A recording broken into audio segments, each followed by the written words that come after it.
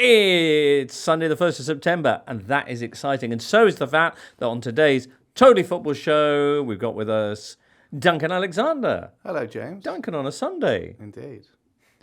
Also with us, Mark Carey, also on a Sunday. Hello, James. All right, Mark, lovely to have you with us. And joining us on the big screen, it's Daniel's story of The Eye. Hello, James. All right, Daniel. Now, if you're watching this on YouTube and you were trying to watch it live on Sunday night as we were putting the show together, then many apologies. We had some sound issues and had to abandon the live feed. But thank you for reprising us now. And we're going to begin our roundup of Match Day 3 with events at Old Trafford Sunday afternoon, where Man United were beaten 3-0 by visitors Liverpool. Speaking to us at the final whistle was the Athletic's James Pearce. James, quite the atmosphere there for the away fans. It certainly is, yeah. None of them have been allowed out yet, but they're not in any rush to go anywhere. They're going through the full back catalogue of the Anfield songbook currently, having thoroughly enjoyed their trip down the M62. You know, absolutely emphatic victory and a huge step forward for Arne Slot and his team. What was so huge about it? Tell us about the dominance they exerted there at Old Trafford. Yeah, I think that was the biggest thing because it was so one-sided. It was once Liverpool went in front, they oozed composure and quality, and it could easily have been 5 or 6 if they'd been a bit more clinical. And of course, this is in the context of this has been a really difficult place for Liverpool to come over the years. Even when you think of the Klopp era, Liverpool mainly being in the ascendancy against United. Klopp only won 2 out of 11 of his trips here in all competitions. And, you know, no Liverpool manager has won his first meeting with United since Bob Paisley back in 1975. So that is why this is so big for Slot, you know, especially, again, in the context of Liverpool facing what everyone said was arguably the biggest transition in football since Sir Alex Ferguson left United just over a decade ago. So, you know, to be there at the international break with 3 wins out of 3 clean sheets, 7 goals scored is a great platform to build on. Absolutely. The doubts of the summer, not just about the new man coming in on the bench, but the lack of new men coming in the squad, in particular at number 6. Turns out the real big number 6 signing was the Dutch midfielder they had all along. Exactly, yeah. Zubimendi, who needed him? I mean, it's been a remarkable start to the season for Gravenberch. And of course, the caveat is that there are tougher tests to come. United, you know, are not the team that Liverpool are going to have to finish above if they're going to win the Premier League this season. We know that. But yeah, that was really, really impressive from Gravenberch today. I just thought he was head and shoulders above anyone else out there. He gave Liverpool control. He won his challenges, and he's just such an elegant, intelligent footballer as well. Gets his head up, always looking to play kind of progressive passes, move the ball forward and break lines. And yeah, he absolutely drove Liverpool onto that victory here. James, Luis Diaz with the brace, Mo Salah with the other goal. What do you make of his start to the season? Yes, I mean, it's been remarkable, really, because, you know, go back, probably 4 or 5 months, and you think back to when he came back from that hamstring problem he had after AFCON, and he was really lacking rhythm and seemed to have lost his confidence a bit, and suddenly the narrative was like, as Salah approaches his 32nd birthday, are we seeing a player who's gone over the top of the hill and is coming down the other side? And yeah, he's made a mockery of those assessments because I think he really, really benefited from a proper summer break. Of course, Egypt didn't have any, you know, major international tournament to be involved in, and he's come back in an unbelievable shape. I mean, he was head and shoulders above everyone else when they did the pre-season testing at the training centre in Kirkby, and he looks incredibly happy. He just looks like a man who's just absolutely at ease with the world, and yeah, again today showed all facets of his game. He's a wonderful finisher, but also one of the club's biggest creative forces with the way he laid on those 2 goals in the first half for Diaz. So yeah, Liverpool need to get that contract extension for him sorted because he is not your normal 32-year-old Mohamed Salah. He is going to be delivering at the top level for many more years to come. James, one last thought for Man United. Was this the worst performance you've seen from them?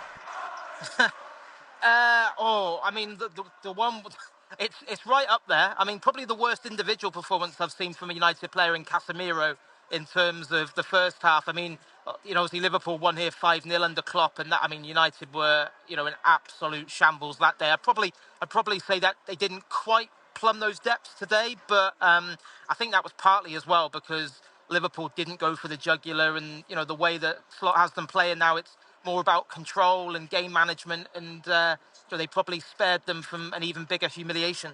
James Pearce there. Of course, after that, James Pearce went down to the press conference where Ten Hag was getting pelters from assembled journalists. And meanwhile, out on the Old Trafford turf, Mo Salah was having a chat with Daniel Sturridge where he dropped that bomb about, as you know, this is my last year here. And there's been a flurry of kind of comments about that. Arne Slot making positive noises about it. I'm not sure where we are. How much do you read into that? Was it just an unfortunate turn of phrase or the early shots in a contract renewal saga or what, Daniel? It doesn't strike as the early shots in a contract renewal saga. It is a deliberate move. I don't think Mohamed Salah would think, right, I need to get ahead of the game here. So if I have a quiet word with Daniel Sturridge, he'll immediately leak it on Sky and I will take position A. I don't think that's how it works.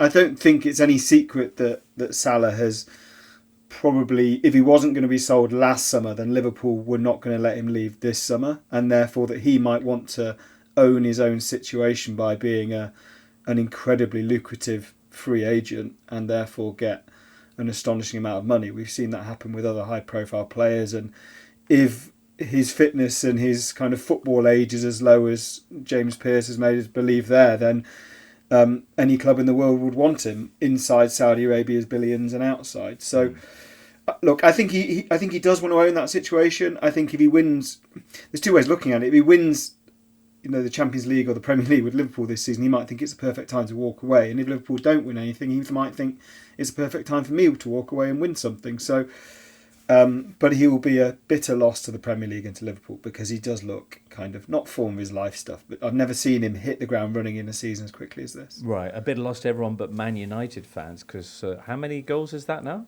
That's 10 at Old Trafford, 15 overall, I think. So, I mean, It's extraordinary. I mean, James alluded to it on the call there, but historically Liverpool really struggled at Old Trafford. So, I mean, Mark, you said earlier about how it felt very familiar, that game. And it is in the context of the last few trips there. But, it's almost become familiar for Liverpool in the sense of, performing like that at Old Trafford. And it shouldn't go unnoticed. And it's often something that I like to tactically analyse in each game. But after an hour, the game did fall flat for both teams because there was no impetus for Liverpool to carry on attacking unless they just wanted to add salt in the wounds, and Manchester United and their fans had just kind of all become a bit more depleted. So Szoboszlai in particular didn't want to inflict any further misery on. Yeah, and Gary Neville and Jamie Carragher were particularly scathing about that. I did think he should have had a shot, don't get me wrong, but I think that it was by that point. I don't think it was the most unprofessional thing they'd ever seen, which, I could think of maybe 55 to 60 more unprofessional things. There are lots of things we can say about Liverpool and no doubt will in a second or two, but Man United, they've had a terrible start. They've got an unpopular manager. They had people in the director's box grimacing. They've got an international break just starting. What does it all add up to? Well, I mean, we're at a stage now where with the new contract, with the kind of leap of faith being taken with Ten Hag after the FA Cup final, where patience was always going to be shorter at the start of the season because this isn't, Arne Slot has a Liverpool team that looks more organised, looks like it knows what the manager wants out of them. Forget the player quality. There looks to be a system in place more than Ten Hag's had after nearly 3 years. And I was just thinking in the car on the way home today, I can't think of a single player that he's improved at Manchester United, maybe apart from Diogo Dalot. And that's embarrassing, and he's now got, half that team today was his signings. He's got the coaches in. We no longer have this kind of it's the Glazers' fault. It has to go higher up the food chain excuse because the ownership has changed as well. So the buck is going to stop with him now, and the way he spoke in the post-match press conference suggests at least that he knows that as well, because it was embarrassing. It's just like the most transparent deflection tactics you've ever seen, and it's just not going to wash anymore. What did he say, Daniel? Well, Well, he sort of said in the build-up to this game, he'd said, if you look at trophies, we have won 2, and therefore only Manchester City have won more. So, AKA, we're the second best team in the country.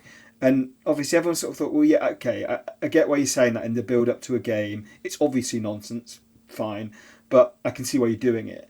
And then after the game, it sounds like someone pretty much said exactly the same thing. Like, how can you really be serious about that? And he basically said it again. He said, look, you need to look at things here. We've won 2 trophies, but we have got eyes. Like, we can see what's happening on the pitch. We can see that all that Manchester United do is sit deep and then kind of look for these direct ball to try and get a one-on-one. But then that person is generally pretty isolated as well.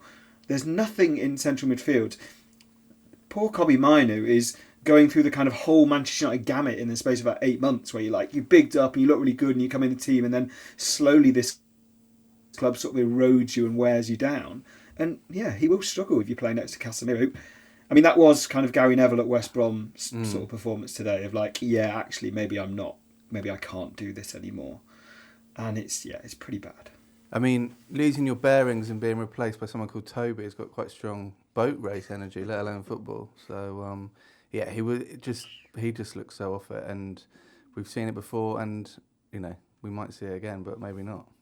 According to Ten Hag, we will. For Liverpool, I know you're a massive Gravenberch fan, Mark, and James was delighting in his performance. Do you want to talk about him? Do you want to talk about Arne Slot? Yeah. What most struck you? Both, yeah. I'll talk about both Dutchmen. I said it at the start of the season, not trying to be sort of smug about it, and there's still loads of time within the season, of course, but I didn't feel like Liverpool necessarily needed that midfielder that everyone was saying that they did need, because I thought across the profiles of players that they do have, they have enough to be able to have that profile of midfielder who can progress the ball. And for me, Ryan Gravenberch is that player, not least because of his frame, his wiry frame, his long limbs, is able to get out of tight spaces. But in the way that the modern game is so set on really compact structures and making sure that you're really sort of tightly packed together out of possession, he's the sort of player who can drive forward and commit bodies towards him from the opponent and open up spaces elsewhere. And we saw it today with both of the first 2 goals. So I think he's really technically able. He's able to progress the ball with passing, but his ability to drive forward with his height and his energy is something that I think maybe people have maybe underestimated him. I think because he didn't have a full season last season. Right.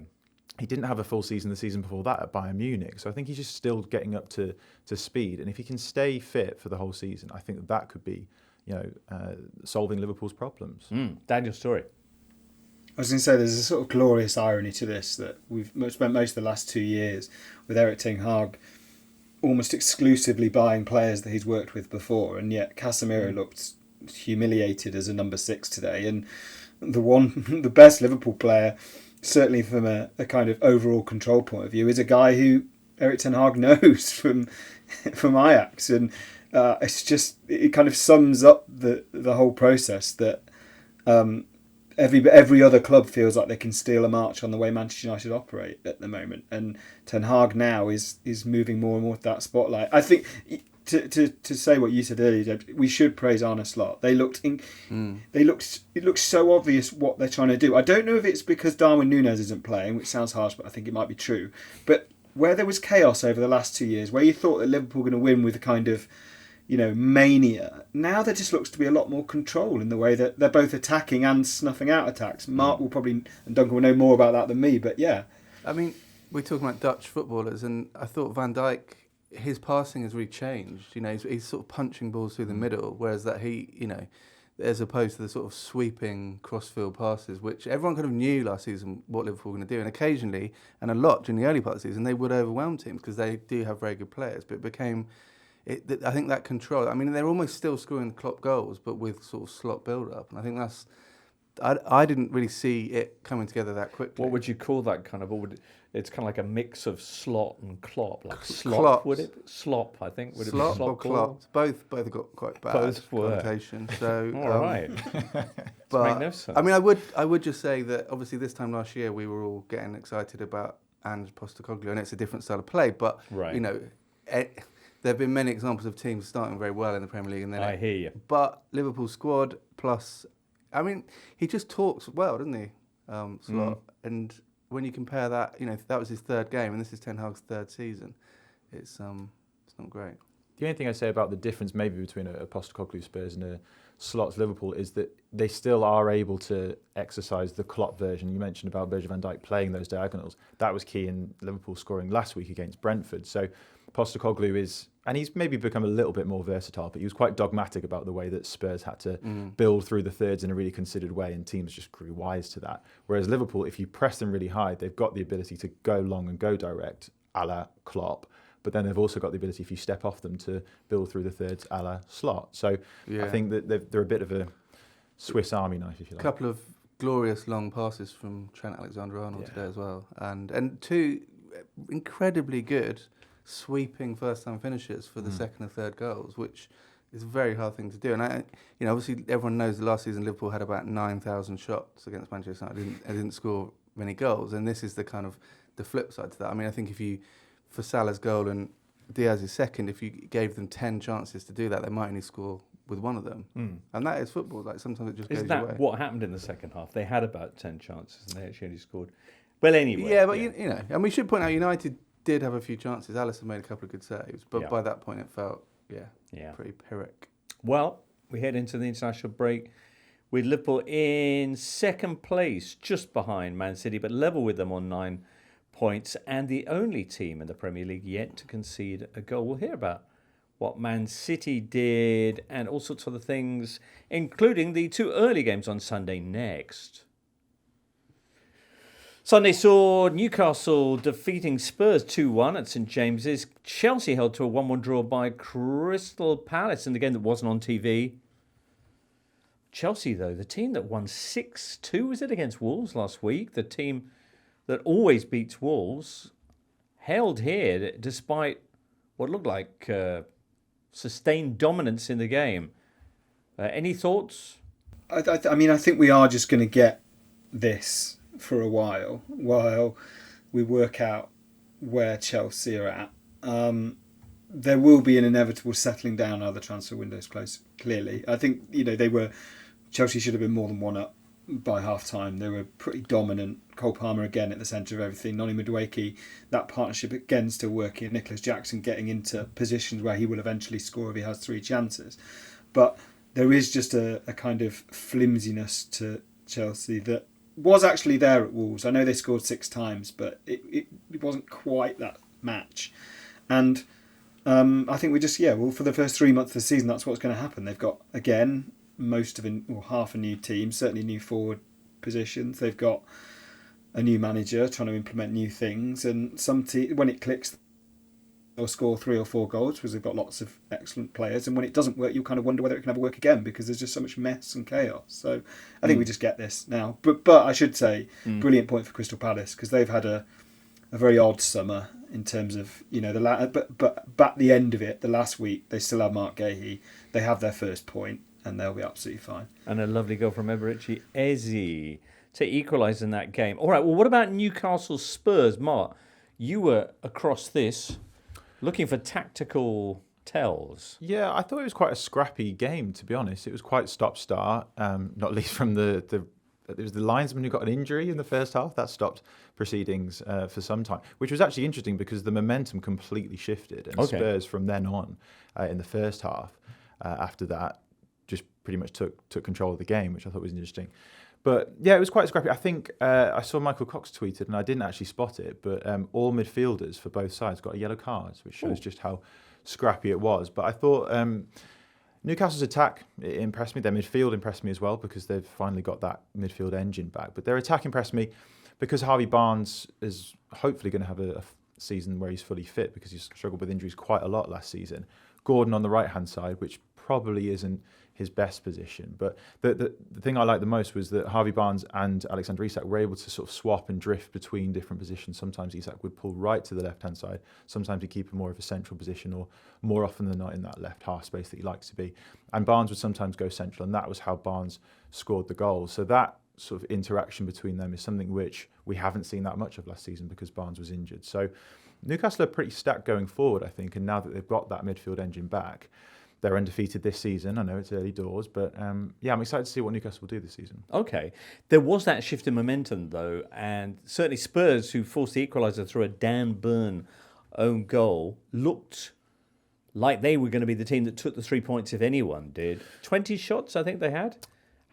Yeah, they were good. They were strong. I thought that, especially in the second half, I think this game could have gone either way, to be perfectly honest. I think that in the second half, they brought Brennan Johnson on, and that width and that sort of natural ability with a right-footed right-sider to get the ball across goal and look for more back post finishes, which is ultimately how Spurs' goal came about.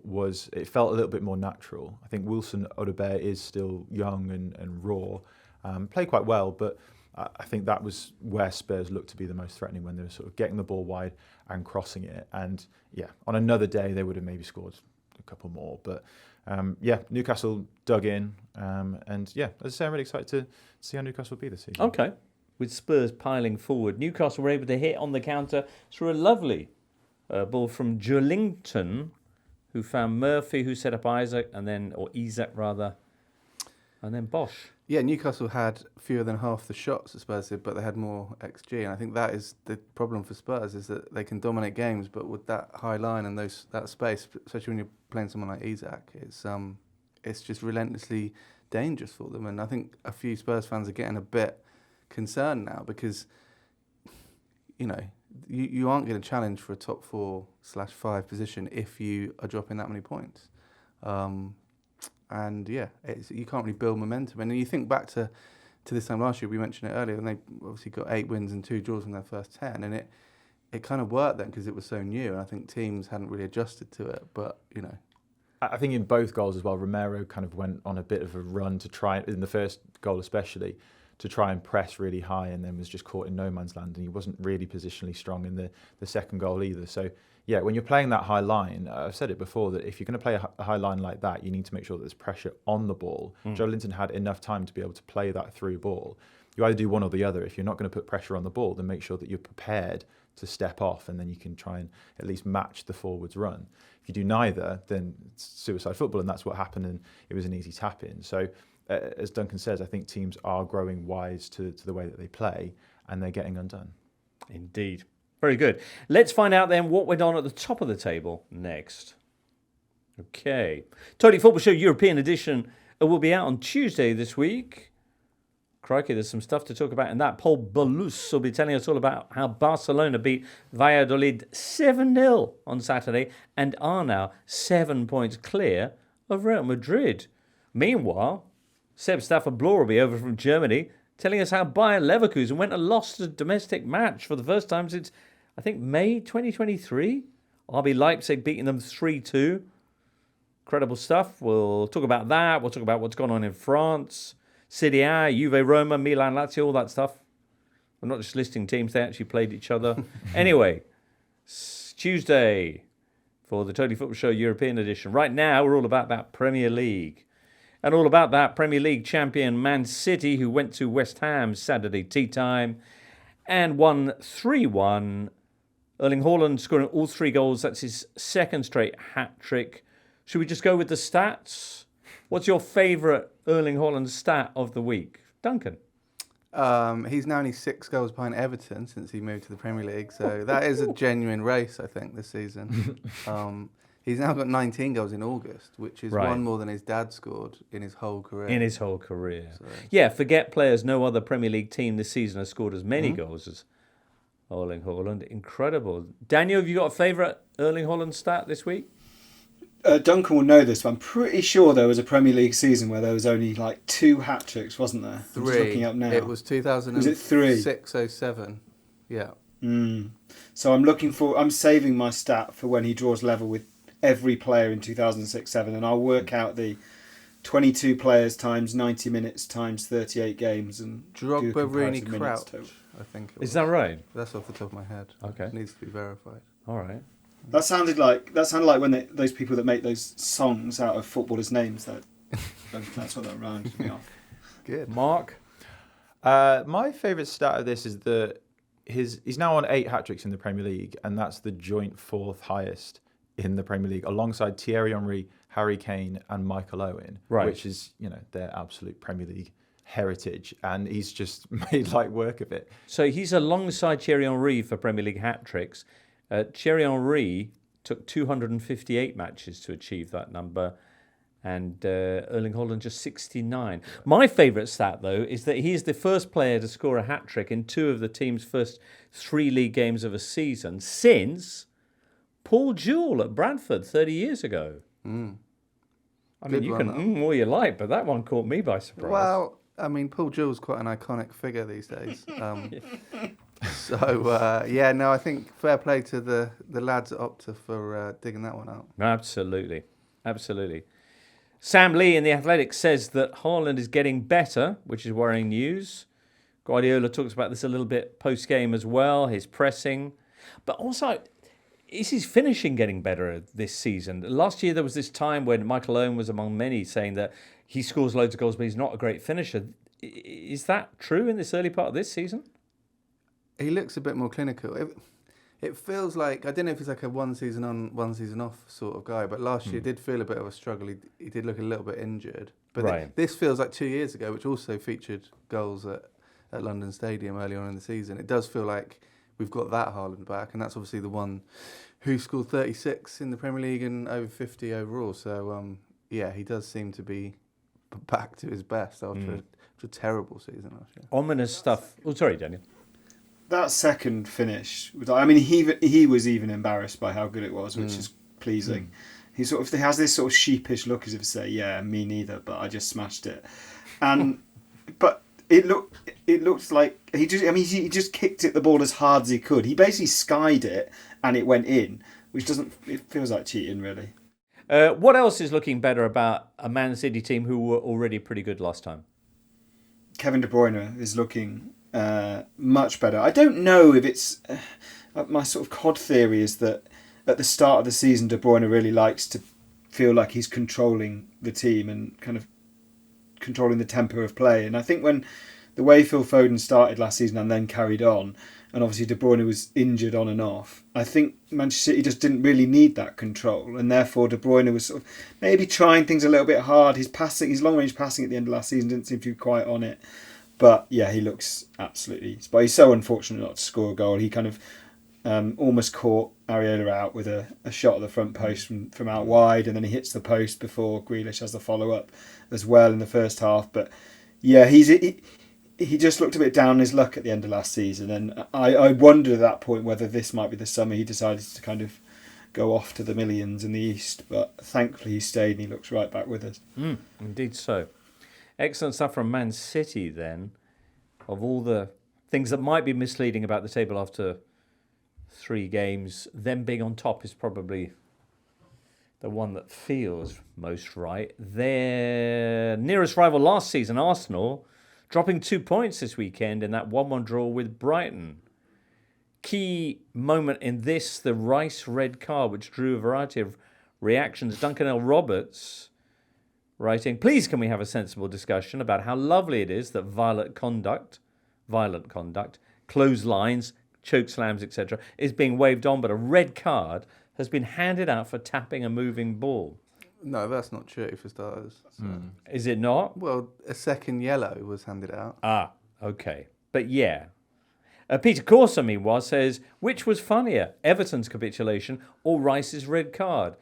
Did you chuckle or were you horrified at where football has gone? I do see the point that it's about the consistency. It was the João Pedro one where he absolutely leathered it. Right. Once the ball had gone out, and then there's a tiny little touch from Rice, and there was all the histrionics around it. I really like to tactically analyse games and to look at the numbers and the data. It's horses for courses how you like to consume your football, but that just wasn't how I like to watch the game. No. It ruined the second half to a certain extent because every time you're playing 10 against 11, you can't truly get a full reading of how the game should be. And Arsenal-Brighton was a game that I was really looking forward to because they're 2 really exciting sides, and I don't think you can really draw too many conclusions based on what happened because of that specific event. So as much as anything, it's a bit of a shame, I think. He will now miss the North London derby when we return from the international break. Daniel, did you have any strong feelings about this? I mean, I don't think it needed to be a second yellow. I don't think it was this, we can't have any discussion about decisions, particularly online now, without sort of resorting to like win percentages with certain refs in charge and that sort of garbage. But I didn't think it needed to be a second yellow. I think it was still pretty dim of Rice on a yellow card to do it when it didn't really matter, because he obviously knew what he was doing. He knew that he was trying to get in the way of a free kick, and he was sort of doing that sort of bad sitcom acting, looking in the other direction while doing it to try and get away with it.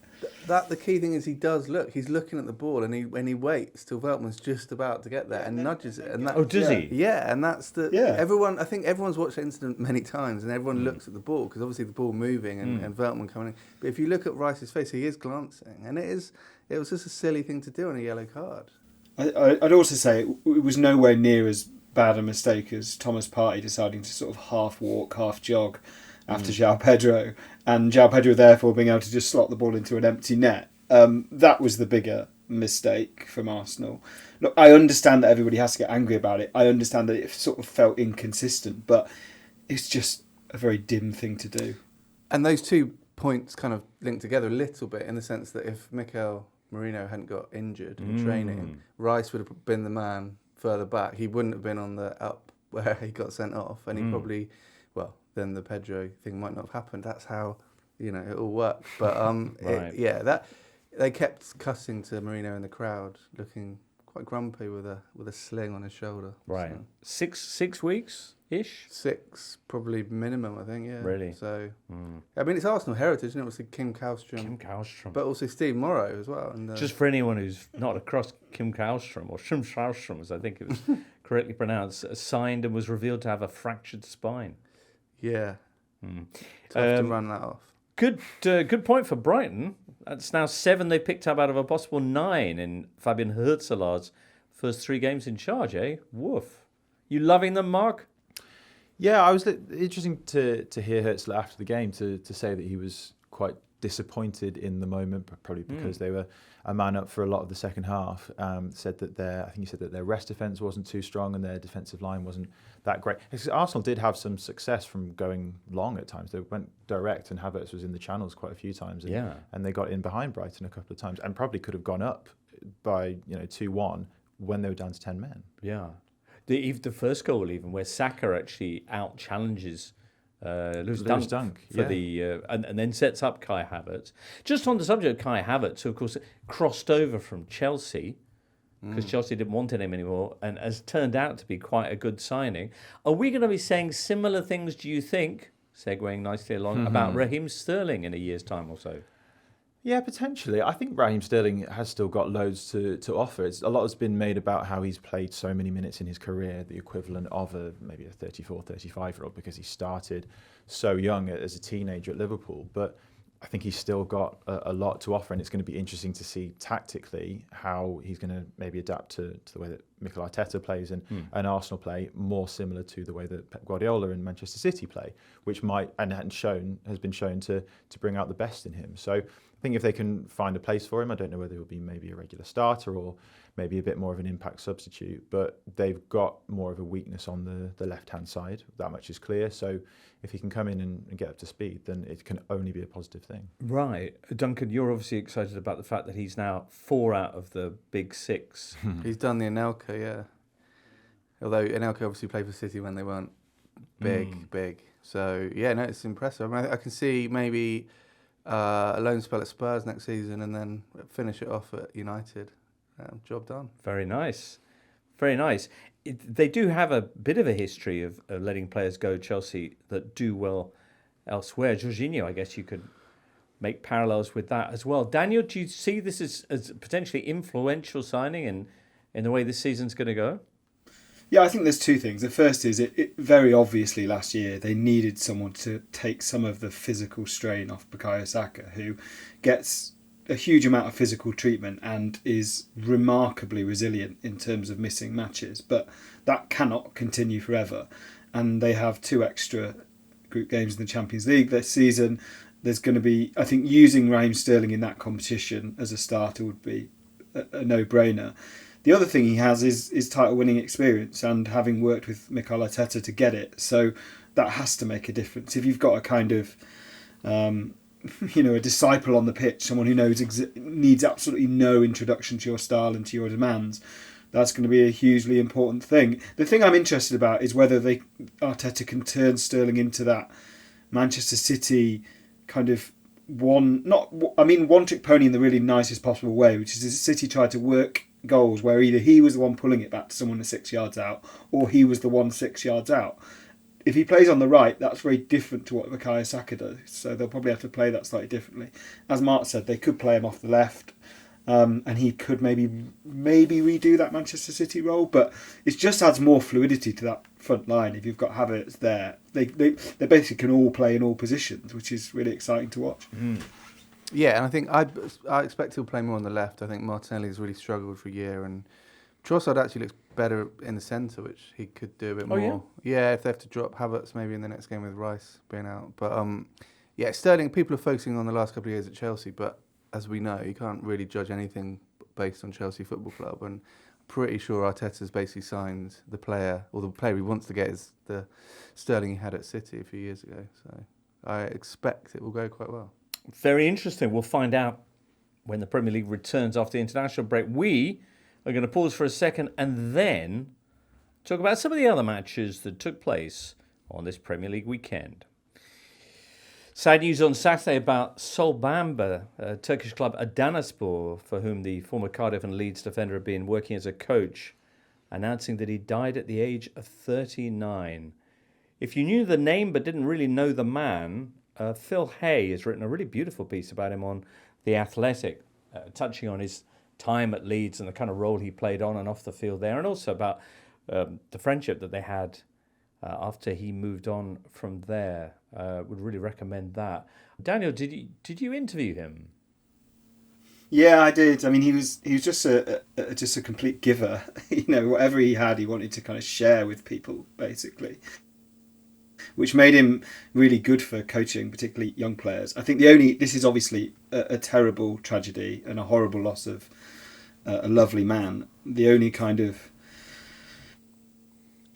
saving grace in a way, and it's something that his wife said in her tribute, is that he was a very religious man, and she said he'd made peace, that this was God's will, and that this is what is meant for me, and that enabled him to be at peace at the very end, which he'd been through cancer before, and it's a horrible thing, and it takes a huge amount of strength to see, to kind of reason with that, and it sounds like he was able to do that. So just all power to him for that, but a horrible loss. Oh, indeed, as you say, all power.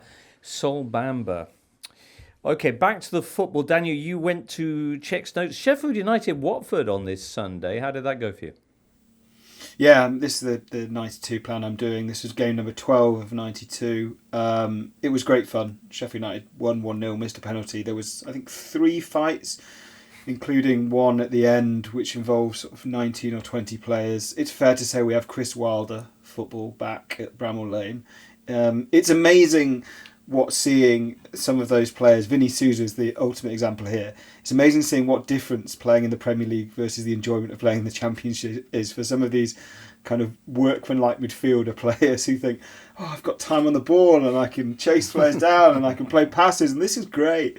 But no, I went to interview Rhian Brewster, who has had the 3 or 4 years from hell in terms of injuries. So I just wanted to kind of get his perspective on how you just deal with months and months and months out with the same injury sometimes as well, and not kind of just lose your mind. So it was really interesting to speak to him. Okay. Still only 24.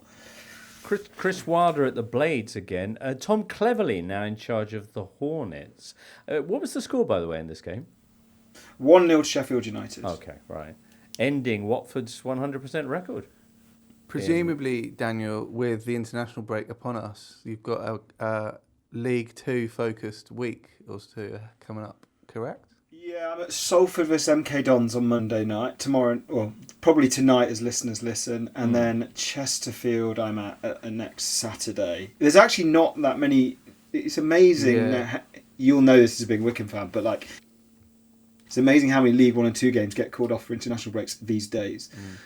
So there isn't actually a huge amount of choice. Okay.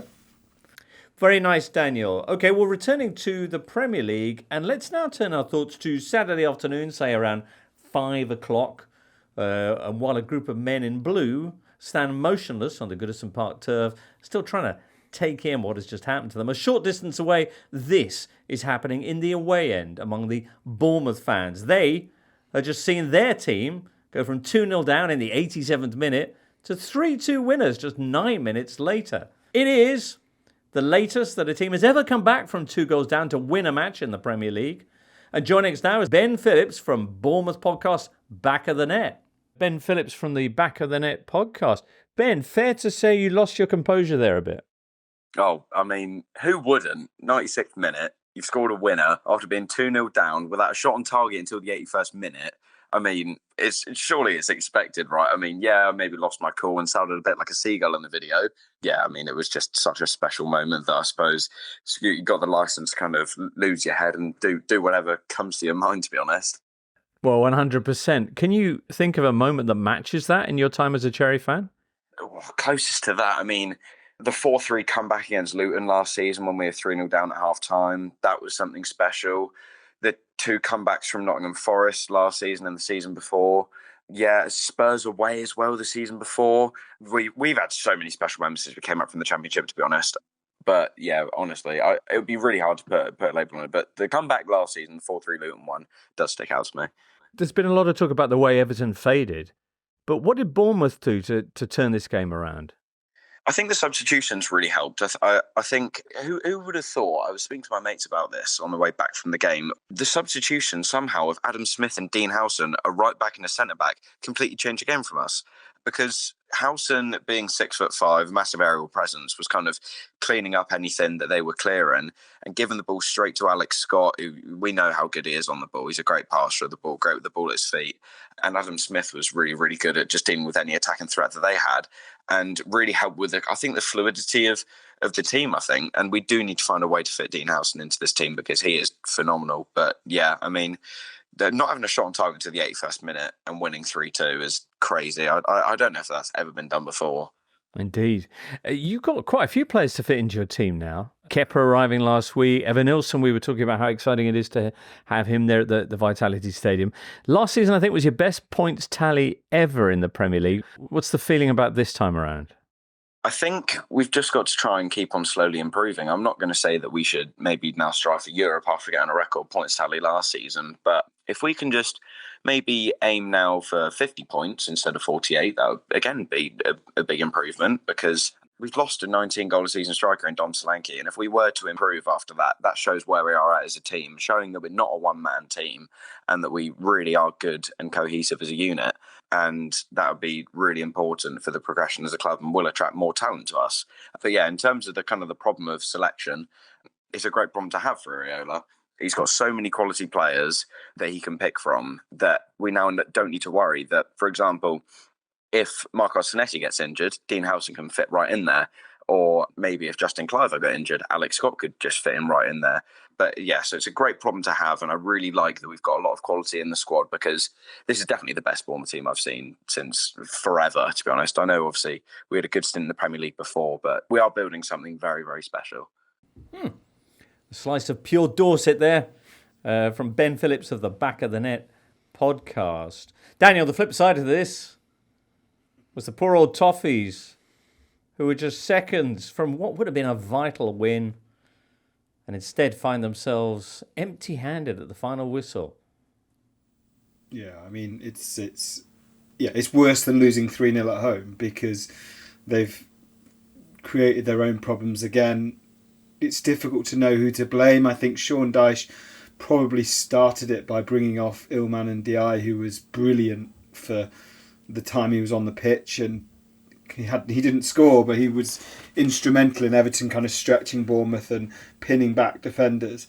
And he brings him off for Abdoulaye Doucouré, who, and in a bid to shore up the midfield, which, look, I get at 2-0 up after 87 minutes. You don't expect this. So, you know, normally, if he'd have done it at 65 minutes, I think we'd all kind of say, well, you know, you're asking for trouble there. But the fact that he did it on 87, I think you sort of have to go, well, yeah, that people do that. That's not unusual.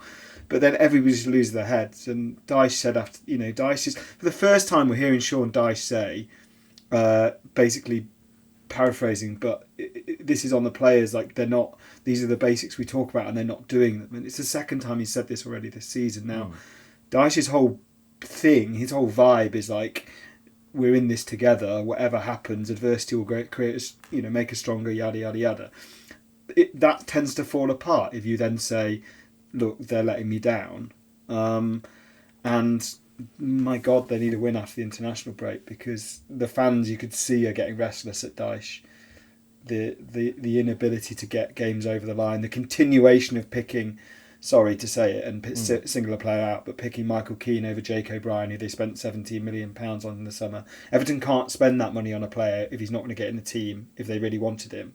So there are big questions to answer. And yet, as you say, if you'd have asked me this on 87 minutes, I'd have said, Everton will be fine, this is them, we're beating Bournemouth at home, everything's all right. But they weren't. But they weren't, exactly. All right. I don't know what the atmosphere is like inside the dressing room at Everton, but I did find it curious that Neil Maupay left Everton for Marseille this week and chose to mark his departure by posting a clip from the Shawshank Redemption, specifically the bit when Tim Robbins emerges from the tunnel and strips his shirt off and celebrates freedom under the rain. What does it mean? Who can say? There's some sort of subtext there. We'll never know.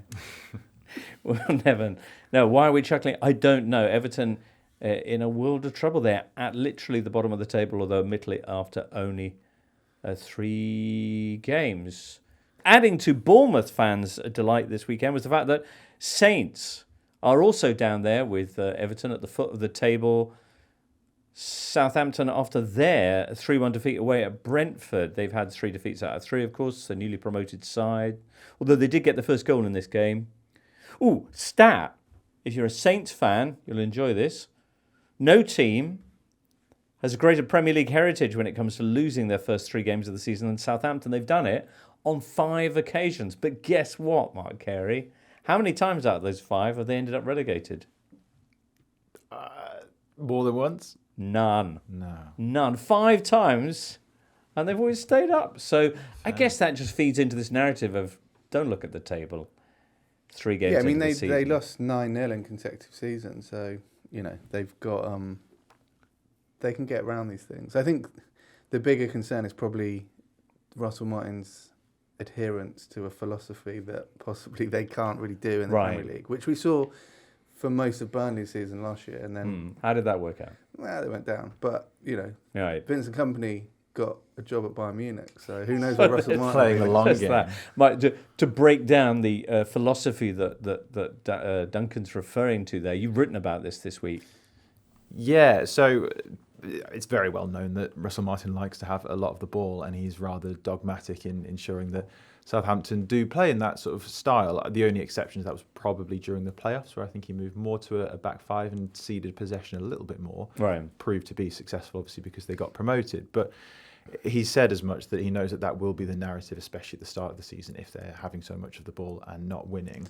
But it's the fact that they're having so much of the ball and getting countered on, the opposition's just pressing them very, very high, winning the ball back and scoring instantly. That's twice that it's already happened, and we're only 3 games in. So they've lost the ball 18 times in their own defensive third when trying to build out from the back. That's the second, 3 games? In 3 games. That's the second highest of any team so far this season. And they actually have the second highest possession of any side. So they're a little bit toothless with the ball, and they're very predictable, shall we say, at the moment. So after the international break, you think, is Russell Martin going to be a little bit more pragmatic and try and change things up a little bit?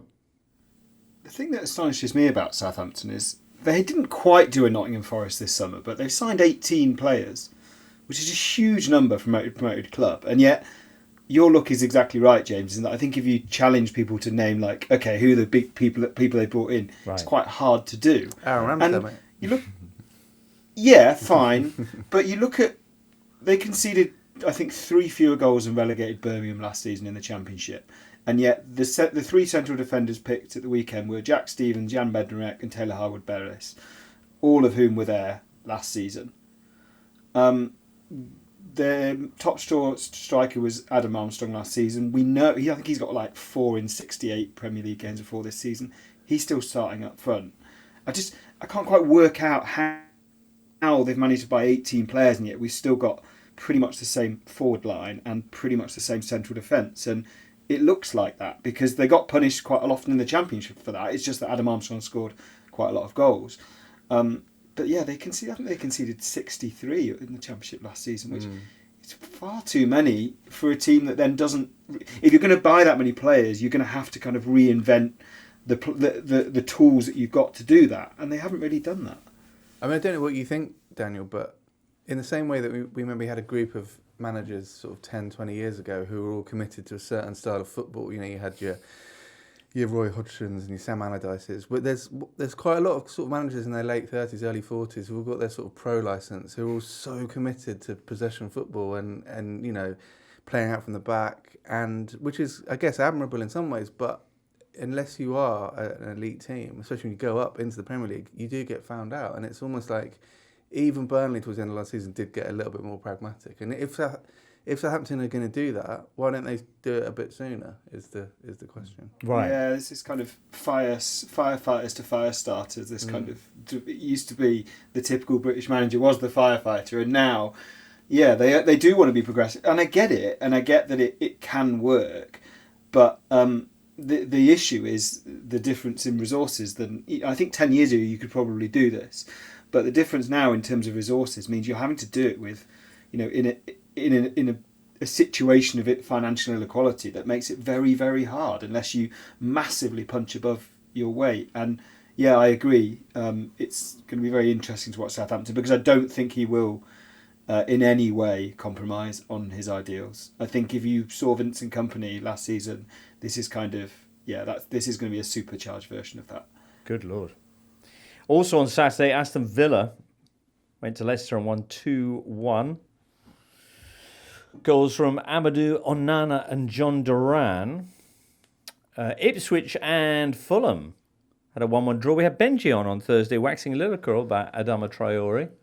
Too lyrical for some, who let him know about it on Twitter. I thought that was harsh. Yeah. Benji's he's just excited about everything, and he's excited about Adama Traore, and I haven't spoken to him, but I bet he's even more excited now after seeing the glistening football god bag an actual goal in this one here. Exciting. Good. Oh, look, I'm just reading here that Traore's actually scored or assisted 4 goals in his last 4 games in the Premier League, so no surprises there, I guess. Without Oliver, by the looks of it. Is that right? Is he no longer? He looks drier. Oh, perhaps that's the secret. Fulham no longer count on Jay Stansfield for their goal scoring because they sold him to Birmingham City for £12 million. 15, isn't it? Is it 15? Yeah. Oh, okay, for £15 million. All right. Which is even more surprising than the 12, which excited a lot of comment on social media. Is that a symptom of the way football's going? League One clubs spending 15 million? Is anyone outraged? I mean, it's mad. But to be fair to Birmingham's owners, Duncan will know this probably more than I will, but there's a kind of, with how the financial arrangements work in League One, is it sort of easier to do it in League One than it is the Championship? Why? Because they don't have... So PSR applies to the Premier League and the Championship, and there's a different thing in League One, League Two, which is based more around turnover and revenue. So if you pump money into the club in League One, League Two, it does sort of make sense. So you can almost imagine teams struggling in the Championship going down, almost to sort of reboot themselves in League One. And we all know that often it doesn't work. You know, from Forest to Ipswich to Sunderland, you can get stuck in that league for quite a long time. But, so I mean, Birmingham look very good, and they just keep adding more players. Well, they've stopped now. But, okay. Yeah. Tom Brady and Tom Wagner splashing the cash there. Just to put that 15 million in perspective, the previous League One record was £4 million spent by Sunderland 5 years ago on the famously flammable Will Grigg. Oh, and guest producer Ben in, because producer Charlie's got all sorts of viral misery going on in his gut. Just chipping in to point out that makes Stansfield more expensive than Federico Chiesa. What a world we live in. Mark, Have a bang on Nottingham Forest 1, Wolves 1, if you will. Well, I had Forest we did a pre-season sort of roundtable on The Athletic, and I had Forest as a team who were going to underperform in front of goal more than anyone else, because I thought they've got a lot of really good forwards, but their counter-attacking players sometimes maybe get into really good situations, but it requires you to score on those few occasions that you do create lucrative chances. I was probably, in the early signs of the season, probably wrong, because providing they can keep Chris Wood fit, I think that they've got a really good chance of scoring at a level that you'd expect them to, because I still think people underestimate him. He's been doing it for years. When he's fit, he scores.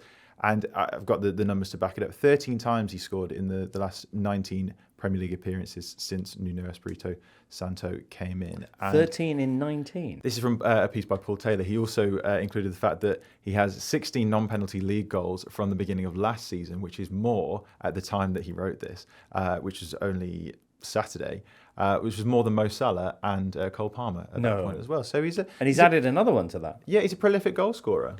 So I think just keeping him fit as a focal point will be super important. And then you've got all the attacking forward players like an Anthony Elanga, like a Morgan Gibbs-White to support that Callum Hudson-Odoi from wide as well. So they're pretty stacked in attack, Forest. Okay. They didn't win this game against Wolves, but Daniel, you're already salivating over the thought of James Ward-Prowse dropping balls onto Wood's head, perhaps.